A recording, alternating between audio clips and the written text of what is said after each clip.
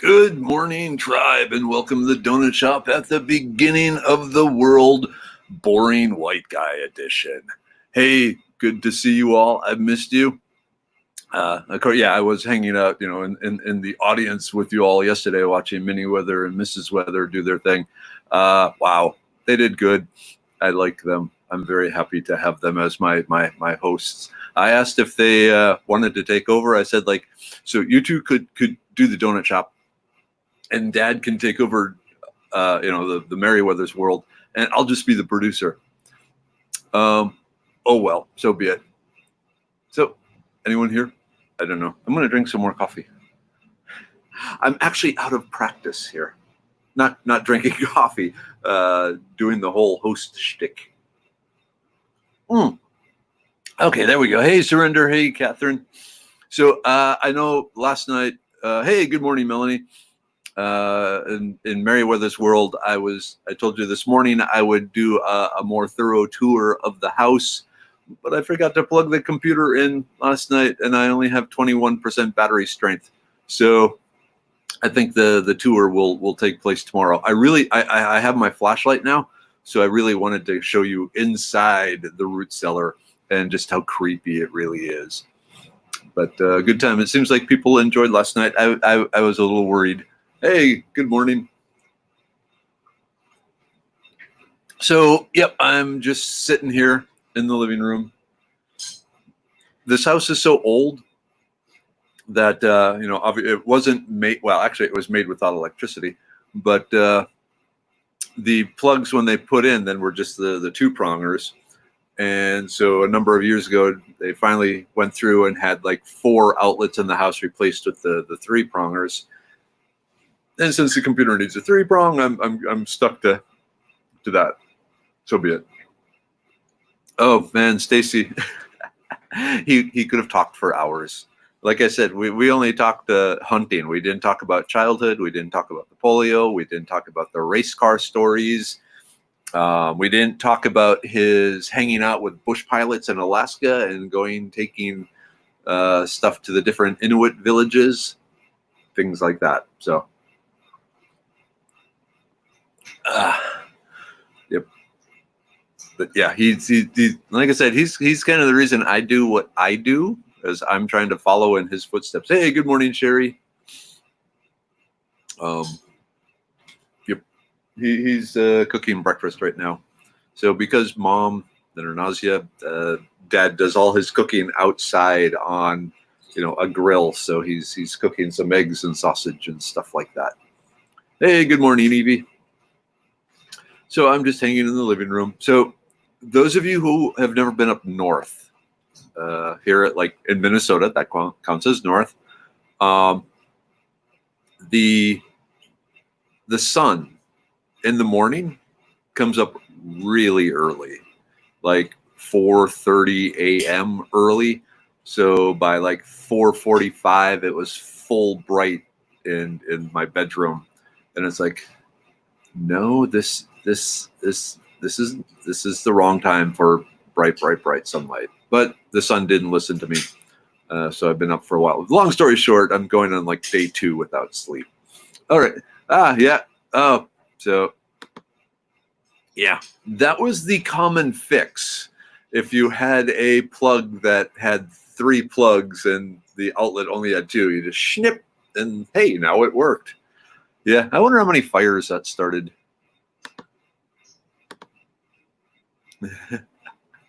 Yeah, it's funny. Normally, like in my computer bag, I actually have one of those cheater 2-plug to 3-plug things, but I grabbed a different bag because I brought both the work computer and my this computer along, and so I didn't have the cheater plug in there. Oh, and Melanie, we're talking cast iron here. I actually want to show you the cast iron. They are beautiful ancient cast iron frying pans, just smooth and perfect and so seasoned. Good times. But I think if, knowing Dad, he would probably just like poke a hole in the egg and just set it, through the shell, and then just set it on the grill or the grate. You forget, Dad cooks a lot of stuff just over campfires, even now yet. So, hey, good morning, Sherry. Good morning, Serenity. Good morning, Lori. Yeah, like I said, give Dad, something and fire, and he will cook. So very cool. I'm actually, man, I guess it makes sense that he's using the grill rather than an actual campfire. He doesn't have to crouch down for the grill. Hey, good morning, Kimberlyn. So yeah, still hanging up here in Minnesota. Hey, Donna. Right now, Lori, cast iron. That's all I use, and Mrs. Weather is very thankful that I cook with cast iron because I will not let her touch my cast iron. I take care of all the after cooking cleaning of the cast iron. If I do anything, it's just some boiling water and a wooden scraper, and then we're good to go. Oh, cool. Yep, Dad is well beloved by many people all over the world. It's pretty interesting. I mean, he's always been the outgoing sort of guy. So he's always worked with all sorts of different volunteer groups and service groups and things like that. One of the things I mentioned in the comments yesterday, how when back in the early 80s, they had a number of Hmong, the boat people, I guess they were Vietnamese, were translocated here to Minnesota. And so they were having some issues because these people were hunters and fishers.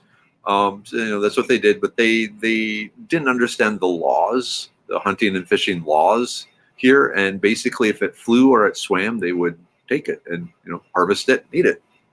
And so Dad was one of the sportsmen that worked with them to help train them in the laws and which birds you could hunt and which you can't, and that sort of thing, and the seasons, and you have to get a hunter's license and so forth. So that worked out really well.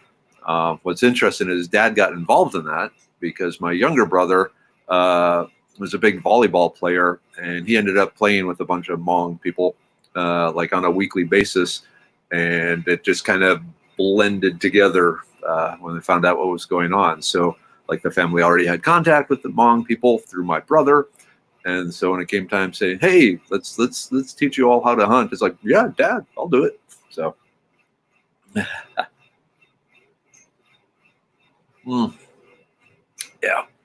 I just to put my dad in perspective, one more story. Dad is the reason why I know what whale blubber tastes like. So my older brother is up in Alaska, and so my folks would go up and visit him every year, and they'd be up there for like 6 weeks, pretty much the whole summer. Hey Sherry, hey Charles, hey April. Oh, April, I'll answer your question in a second. Anyway, so Dad would be up there, and Dad loves planes and airports and stuff. And there was the airport there near where my brother lived, and Dad would just hang out there and talk to the different bush pilots. And eventually he'd be invited along to go, if the bush pilot was delivering supplies or something to, one of the more remote villages that could only be reached by plane. And so for years, then Dad would be flying all over Alaska, just visiting the different villages up there and making friends with the people. He watched the Native Alaskan Olympics. He was invited to see that. And if you've never seen the Native Alaskan Olympics and what their sports are, look it up on YouTube. It's basically round after round of self-torture to prove who's the toughest. It's pretty amazing. So anyway, so through all these friendships and stuff that Dad was cultivating, he was at one place talking to some people, and they just had a successful, the natives there just had a successful whale hunt. And so they were in the process of, butchering the whale. and they gave Dad a chunk of blubber because like the blubber is the best part. And so Dad, was just excited, packed it up, brought it home, brought it back to Minnesota, kept it in the freezer. And then when anyone would come to visit, he had to show them his blubber. And so, finally I got there and we cut off a piece and I ate it. And it basically tastes like really fatty bubble gum. Like I'll admit, like when you cook a steak and there's that fat around it, I eat that fat. I love that fat. The bacon fat, the pork fat, the cow fat, the chicken fat. Oh yeah, I'm a fat eating monster. The whale blubber, very, very bland flavor. So, oh well. Okay. Sorry. But okay, here. So here's the funny story. So yesterday there was a heat advisory out here in Minnesota. The temperature was considered to be extremely hot to the point of being dangerous. It was 86 degrees Fahrenheit and the humidity got up to 52%.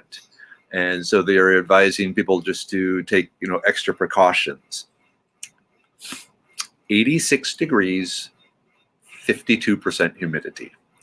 Oh yeah, I was outside going, this is awesome. I love this. But everyone else is going, what are we going to do? What are we going to do? So my brother from Alaska arrives today, and he gets the room with the air conditioner because up there it rarely gets up above 60. So like this, 80. I think today it's supposed to maybe get 89. And maybe still like 50 something humidity. So they're worried about him. So he gets the air conditioner. And I just get the other room that has a fan and a bed that's too short. Somewhere along the line, they got rid of the custom bed that Dad made for me when I was growing up. So he basically took a bed frame and welded extra rails to it. And so added another 1.5 feet, but that bed is gone. And so now I'm just on a little single bed with my feet hanging out 10 inches. Oh, well.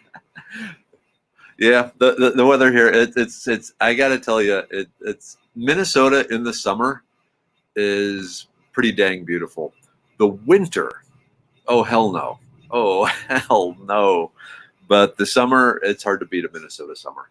And especially if you're camping, because the sun goes down around 9:30 in the evening. It's when it finally turns dark, and then it pops up at 4 in the morning. So if you're fishing or just hanging out, it's not like it gets dark at 5 o'clock. Okay, sit around the campfire for a few hours and then go to bed. It's not. You got light for as long as you want light and want to do stuff. But yeah, the basement, nice and cool. Yeah, I definitely, I want to show you. I dug up my flashlight. So, oops, where's my flashlight? Nope, that's a lighter. Oh well. Anyway, so I wanted to shine a flashlight in the root cellar so you can see the root cellar.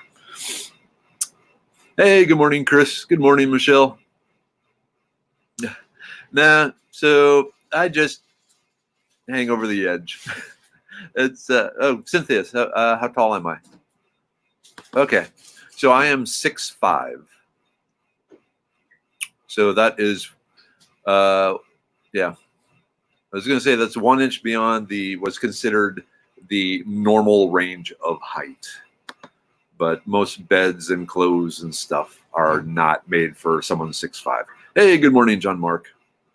Yeah, Carmen. Oh, the root cellar. As terrifying as it was to us kids growing up in the house, I would love a root cellar. Okay, hey, Serenity. Oh yeah, you're just showing up. So I forgot to plug my computer in last night. So I'm up to 32% power.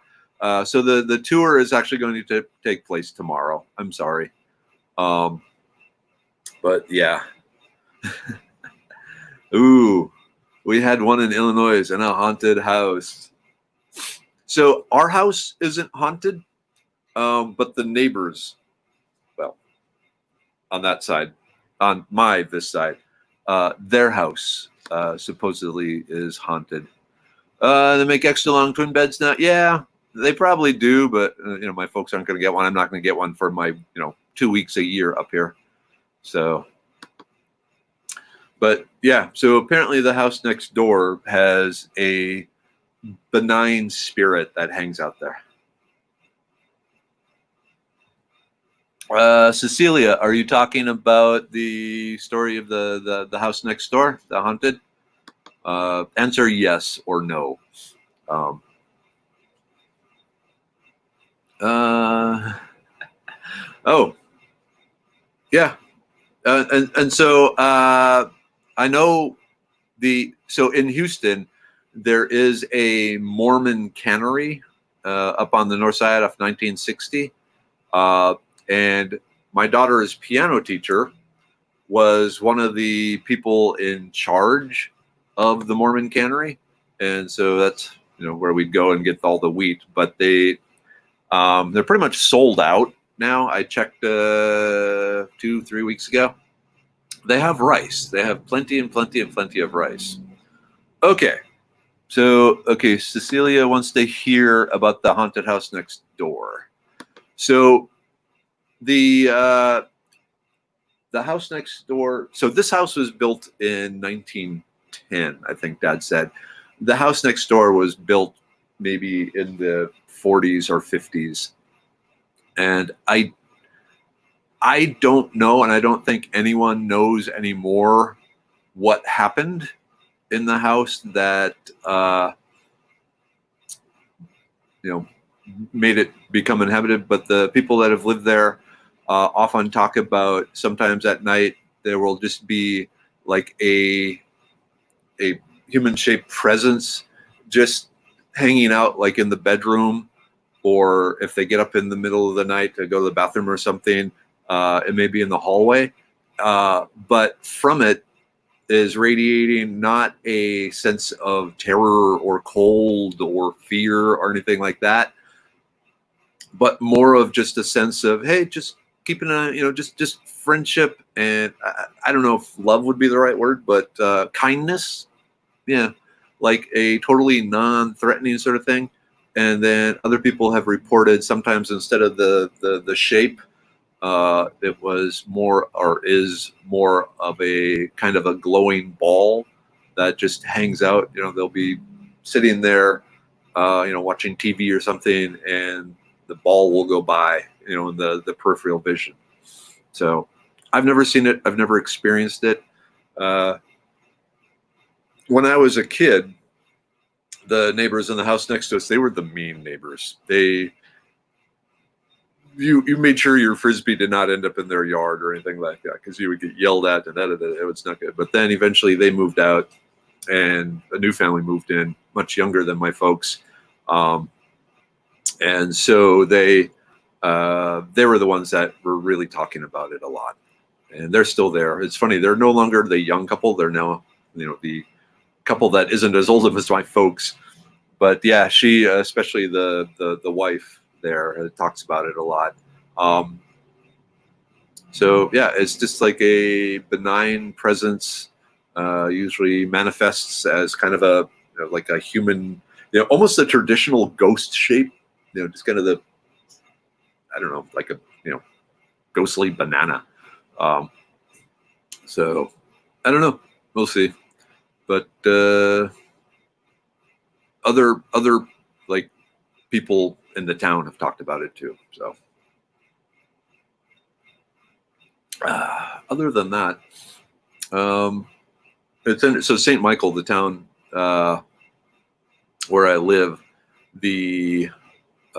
for a long time it was the one crossing point to get from Minneapolis to St. Cloud. There's a river here, a big river. Then St. Michael had a bridge and a dam, and it was what's called a lowhead dam.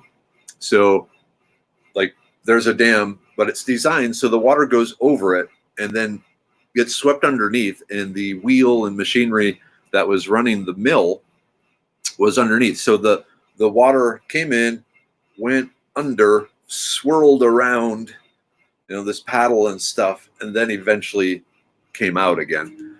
And so it didn't look like a traditional, dam. It was what's called a low head dam. And so a lot of people who didn't know this dam and how dangerous it was, like fishermen and people visiting, and would just see the water do that, and so they would take their boat or their inner tube or just go swimming over it and get sucked under. So the dam here in St. Michael is one of the most deadly spots in Minnesota for drownings, and so I'm totally convinced that the river, the Crow River, is haunted with hundreds of souls. Maybe not hundreds, but lots of, like every summer, usually 2 people would die. So someone in an inner tube or a raft or something would go over the dam or a kayak and get sucked into it. And then someone on the shore fishing would see the person pop up and get sucked back down. And then they would rush in to try and save them, and they would both end up dead. Eventually, after the mill shut down, the dam was still here. The mill was shut down when I grew up, but the dam was still there eating people. And then maybe 15 years ago, they finally blew it up. So, yeah.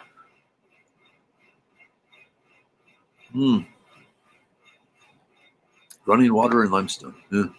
The ghostly banana. Hey, good morning, Bernice.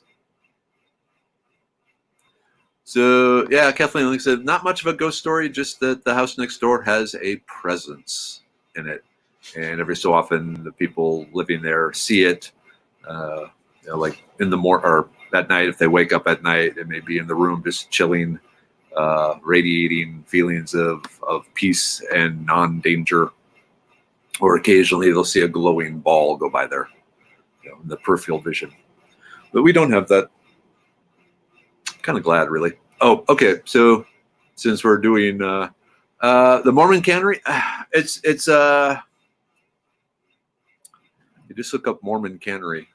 I think it's the Provident Living Warehouse. It's on Hafner Road, Hafner. If you look up like Mormon Pantry, Hafner Road, Houston, that might be what will get you there. Are ghostly bananas edible? By ghostly monkeys. Okay. So another, since we seem to be talking Minnesota supernatural. When I was very young, technically I was too young to have a paper route, but Dad lied about my age to the newspaper company. I got a morning paper route.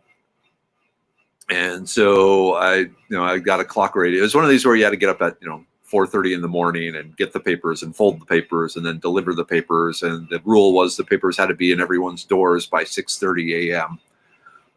So getting up. So I'm 10 years old. The alarm goes off at 4:30 in the morning. The alarm radio, because since I had to get up that early, I talked Dad into buying me an alarm radio, and the radio came on, and the story for the day was, and it was October, just to put things in perspective. And the first thing I hear when I'm about to walk through a dark town, because it was October at that, it was dark, was the state with the highest vampire concentration is Minnesota, and here's why. And I immediately shut it off.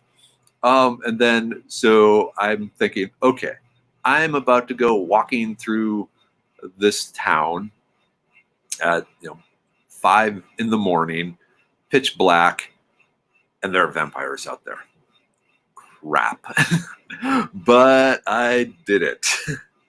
But I will never, I still just be looking around, and one of the nice things, the church in the town here, it was built in 1886, and it's one of these tall, Gothic, gorgeous sort of things. And the church steeple stands, it's the highest thing in town. And so pretty much everywhere in town, I could see the the church steeple and the cross at top. And I figured, okay, as long as I could see that, that's what I told myself. As long as I could see that, I'd be safe from the vampires. I don't know if I don't recall who the radio was or anything like that, but yeah, just the state with the highest vampire concentration is Minnesota. Okay, here's a good question. Chris, how do you feel about vitamins? How do you manufacture your plant meds so they don't have the same effect? Okay, so vitamins, for the most part, are a really good way of getting expensive pee if you're just getting the vitamin tablets, because one of the issues with vitamins is usually by themselves, they may not be that biodigestible, bioavailable.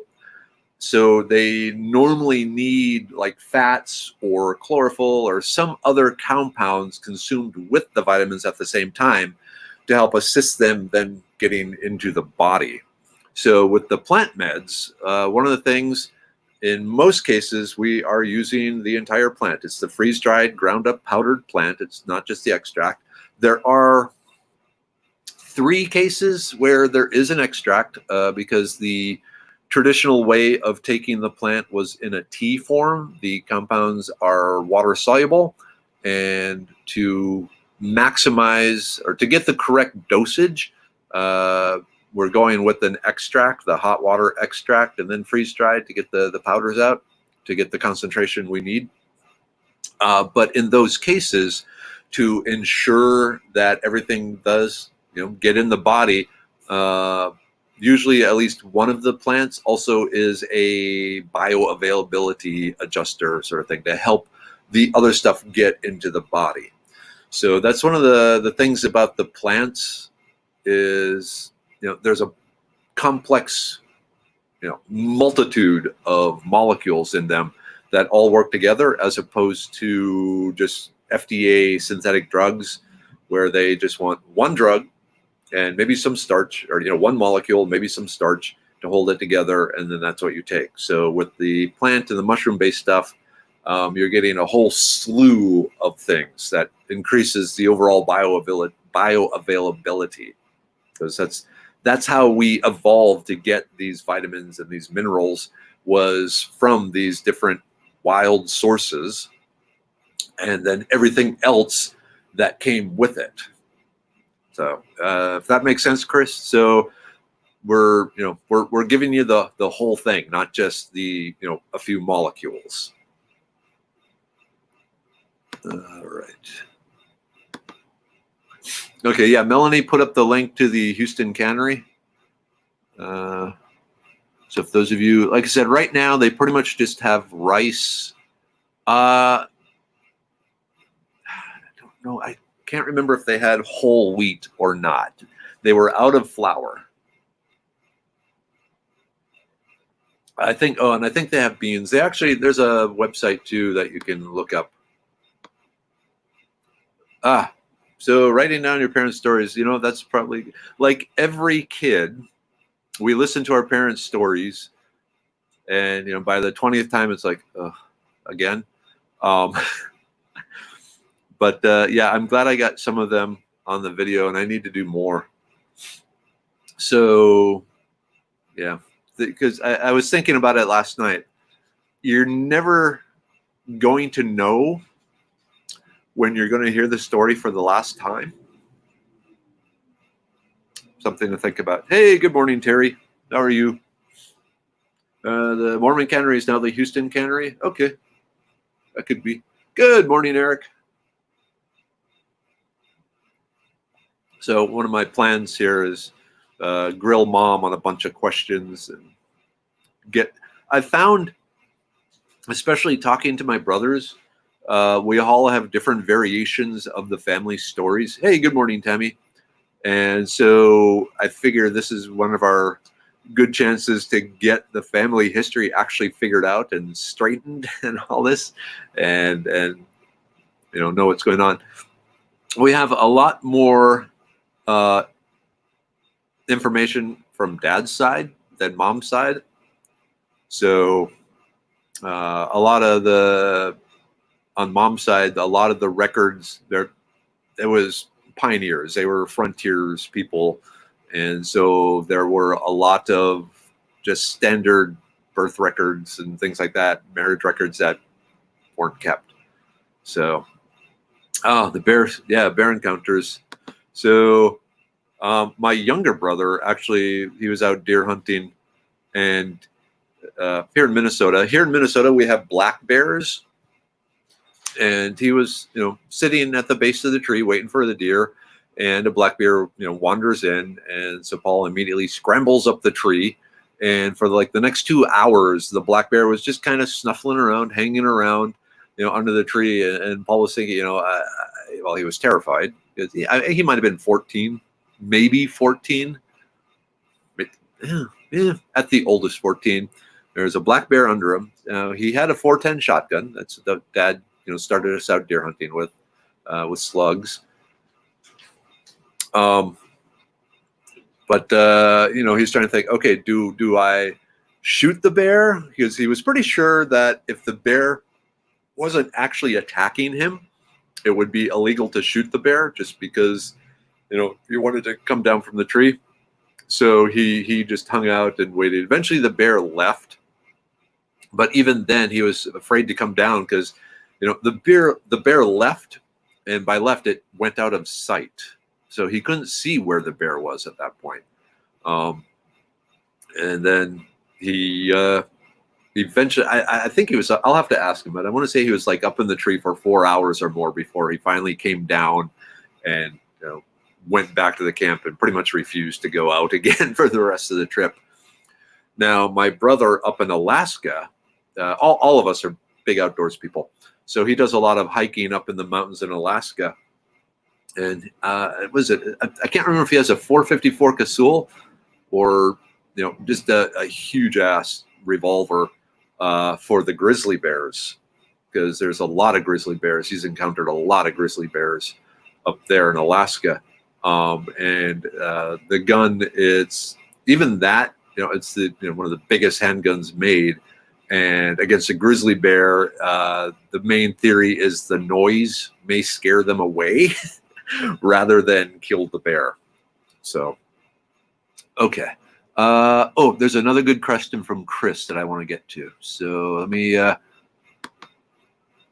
hoping my older brother will be on the show tomorrow because he gets in tonight. Okay.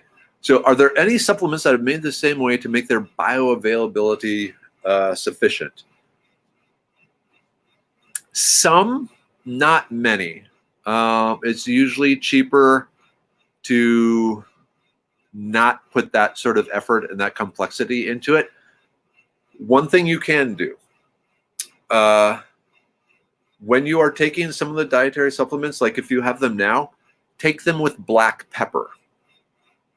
So black pepper, there is a compound called pepridine in it, and it basically, this is going to sound almost bad, but it makes your stomach and intestines a little more, we'll say, porous.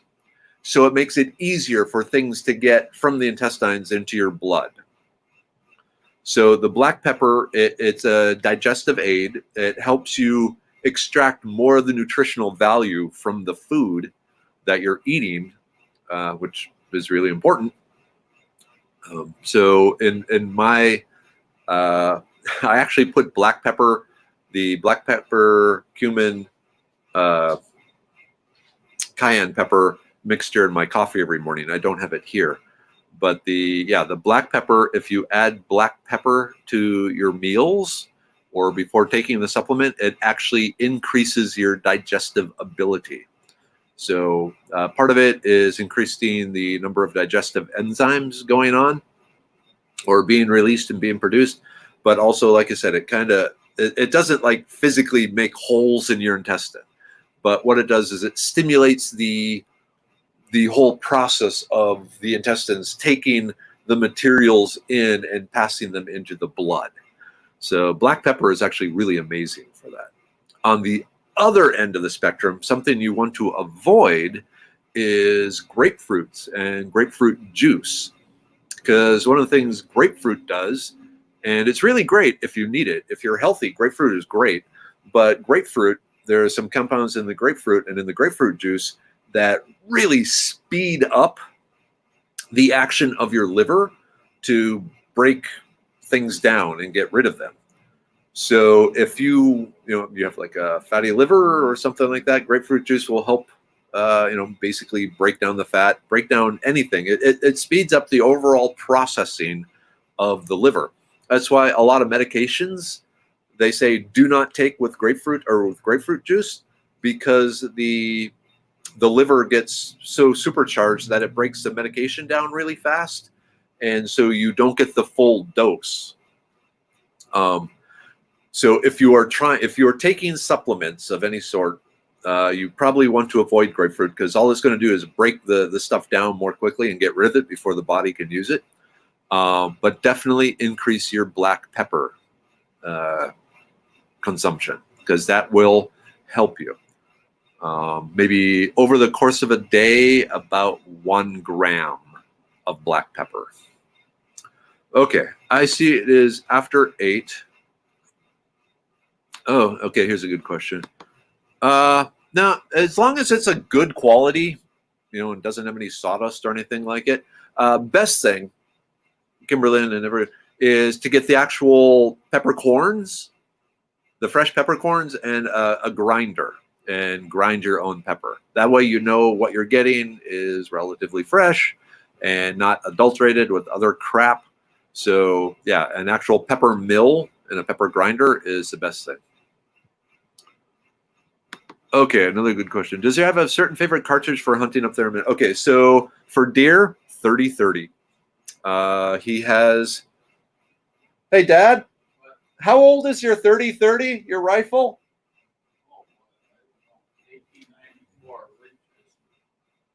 Okay, so the rifle he uses is an 1894 Winchester 30-30. 1894.